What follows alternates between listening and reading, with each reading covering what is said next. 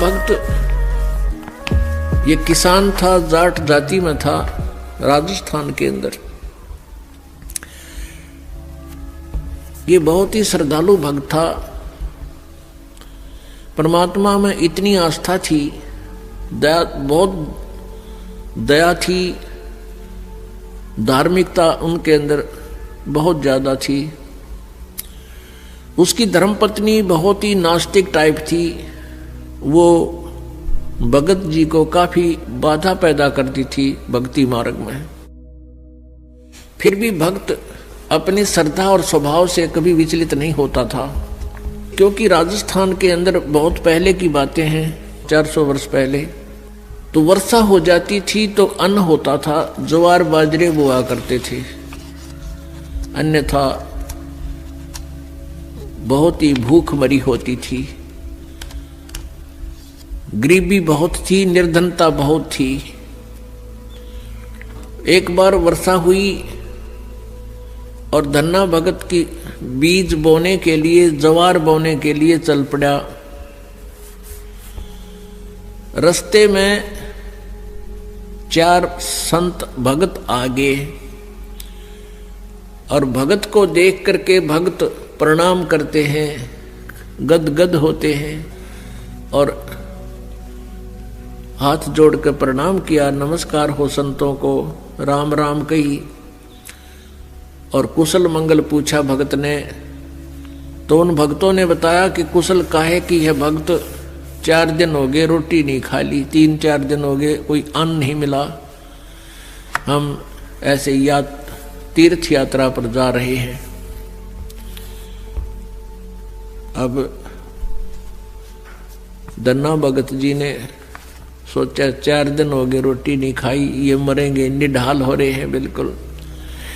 कहा ले ये ज्वार खा लो। ज्वार थी, बीज बोन गया था, वह ज्वार रखती भूखे मरे थे, मार गए गले, फटाफट खा गए सारी ने।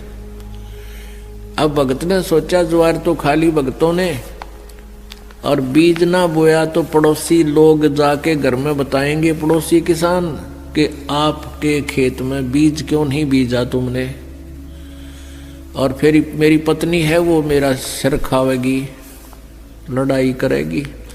उसने कंकर उठा ली, कहीं से ही कंकर इकट्ठी कर ली खेतों से और वो डाल ली थैले में, और जैसे और किसान बीज बीजे थे ऐसे डाला सारे के, और उसके ऊपर के हल चला के आ गया।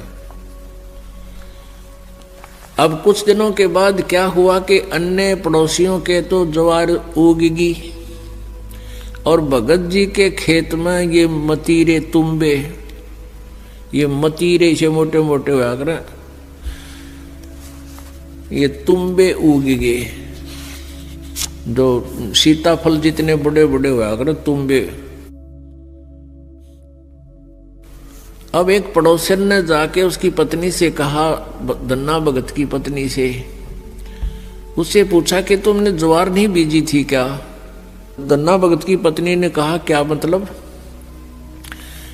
कि आपके खेत में तो वो तुम्बे मतीरे अपने आप उग गए हैं, वो तो आपको उग गया करे, वहां बोने नहीं पड़ते राजस्थान के क्षेत्र में। कहने के आपने कुछ बीजे नहीं रखा, उसमें तो निरा कुबाड़ जाम गया, वो तुम्बे पैदा हो गए, इतने पड़े हैं बिना गिनती के, इसे मोटे मोटे। अब उसने सोचा कि भगत मार गया डंडी दिखे। धन्ना भगत की पत्नी ने सोचा भगत जी कर गया गड़बड़ और इसने बीज भी कितना दान में दिया होगा।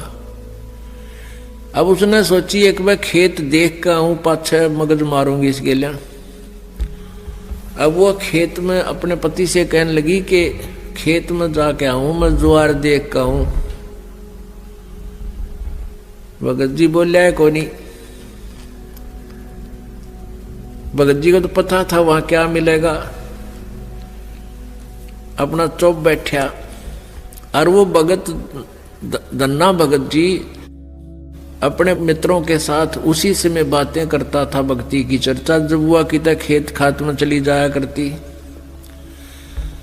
वह खेत में गई, उधर से अपने भक्तों के भगत आगे उड़े बैठे बैठे भगवान की चर्चा कर रहे हैं, आंखों में आंसू आ रहे हैं। और वह भगतनी आव है कति लाल पीली हुई है, जान गया भगत आ गई या तो भाई करड़ाई। अब देखी जाएगी, जो होगा ही होना तो है ही। और वह कहकर एक मतीरा तोड़ जाई, तुम्बा इतना बारा मोटा सिर पर धरी नो, अब इसका शर में मारूंगी। आकर ने बोली, भगत जी खेत में बीज ज्वार बोक आया था। भगत जी नो कर ली नाड़ तले ने, और उसने नो शर में मारा। वो मतीरा मारने के उद्देश्य से नो शर में ठोकन खातिर वो नो कर गया थोड़ा सा, वो धरती में लाग के फूट गया। नो बोली बालक तन्ने खाएंगे के उड़ा मतीरे उग गए सारे, तो बीज कित फूक आया। तो वो मतीरा जो था वो तुम्बा था, धरती में लाग के फूट गया। फूट गया तो उसमें एक दड़ी यानी 5 किलो लगभग ज्वार निकली। ज्वार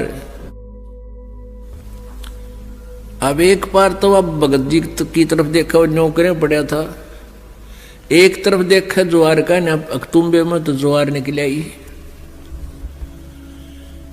और वो न्यू बार बार देखा है, भगत जी ने भी देखा कि मैं शांत होगी के चक्कर है, उन्हें देखा तो तुम्बे में तो ज्वार निकल रही है। तो भगत ने 100 शुक्र मनाए, परमात्मा करड़ाई टाल दी, या ज्वार ने रोए थी या धरी ज्वार आपने दे दी। इतने में फिर अब उसके मन में न्यू आई कि कदे और भी तुम भी हम ज्वार पाओगी। फिर तो ले कर चद्दर और ले कर मोगरा डंडा बाज ली, वहां बिछा ली चद्दर और मतीरा दरा डंडा मारा, न उठा के फेंक दे, परल दे ही ज्वार निकला। ढेर लग गया उस ज्वार का। और औरा कहते वही इतनी खड़ी थी सुक्की, और वर्षा हुई नहीं, उनकी खत्म होगी गांव वालों की। और भगत के उस खेत में तुम ब्या मत ज्वार निकला, दुनिया देखना हुए। युवा भगतनी एक गठड़ी और ठा के चाल पड़े।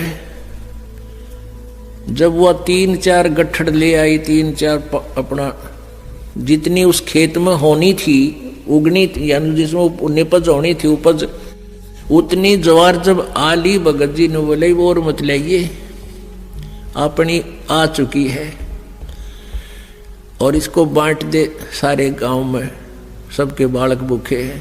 ने बोली क्यों, मैं सारी लाऊंगी। वह लाई ठाठा गए, फिर जो भी गिठड़ी लाए वहां तक ताबा बोझ मरती, वहां खोल ला उसके वो बूमड़ा हो जाए, उसके फूल वो बन जाए छिलका, ज्वार ना रहे। वह 1-2 गिठड़ी तो लाई, फिर बैठ गई, अगियो अच्छा चाड़ा हुआ। तब धन्ना भक्त ने कहा, भाई बाकी की ज्वार भगवान ने आप सबके लिए दी है और अपने हिसाब की ले जियो, जिसने जितनी चाहिए, और सबको बांट दे। तो परमात्मा कहते हैं ये मालिक ऐसे ही किया करता है, तो हम सच्ची लगन लगावें।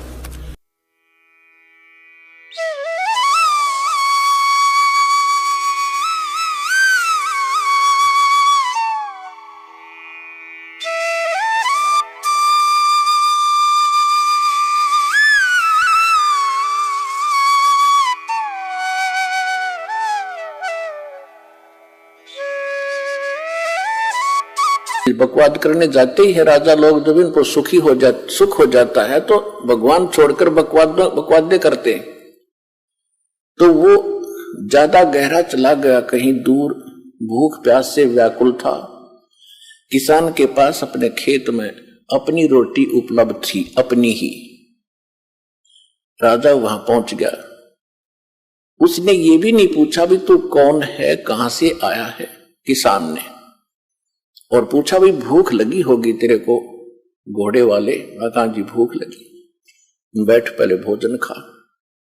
भूख लगी हुई थी, भोजन उसने सारा खा लिया। फिर उसने तब पूछा कि आप क्या खाओगे, कि कोई ना, मैं तो यहां से कोई घास फूस और फल फ्रूट मिलेगा तो खा लूंगा, आप अतिथि हो। इस बात से बड़ा प्रभावित हुआ राजा। तो राजा ने कहा भाई तेरा नाम क्या है। ये नाम है, ये मेरा गांव है।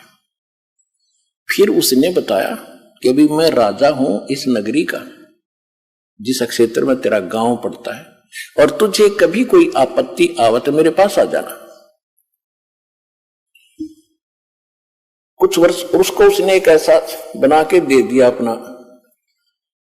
ऐसा कोई आइडेंटिटी उसको बनाकर दे दी कि तेरे को कोई नहीं रोकेगा, कभी आ जाना मेरे राजमहल तक, यानी मेरी रेजिडेंस तक भी आ जाना। तो इतना प्रभावित हुआ राजा उस किसान के इस बात को देखकर के अपने मुंह से रोटी निकाल कर अतिथि को दे दी। ये छोटी बात नहीं, ये पिछले संस्कार ही होते।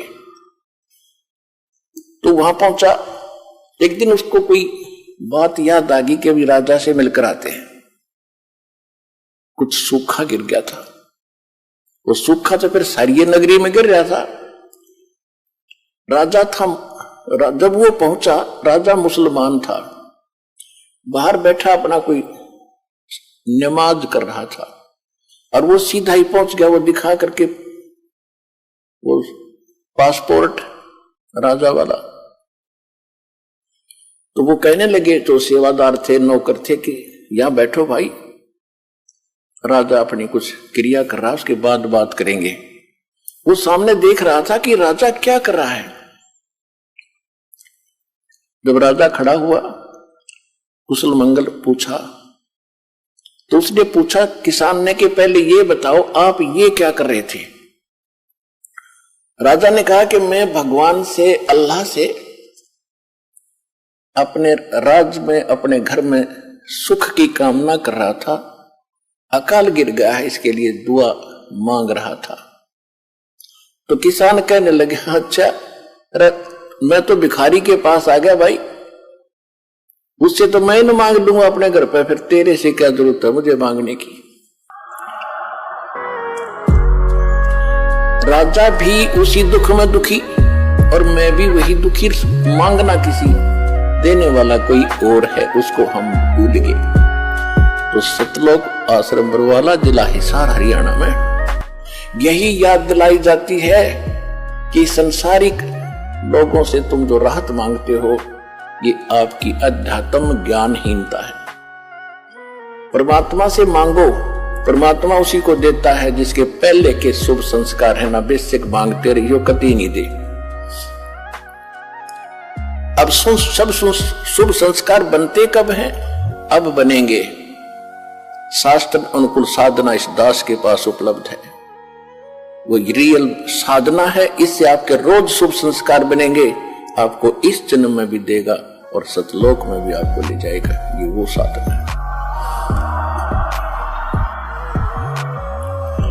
आपने बस इतना सा करना है, जैसा ये दास कहे उसके अनुकूल करके देखो। जो गुरु आदेश हो गुरु जी का, उसका पालन करके देखो। भाई जो गुरु बचन पे डट गे, कट गे फंद 84 के।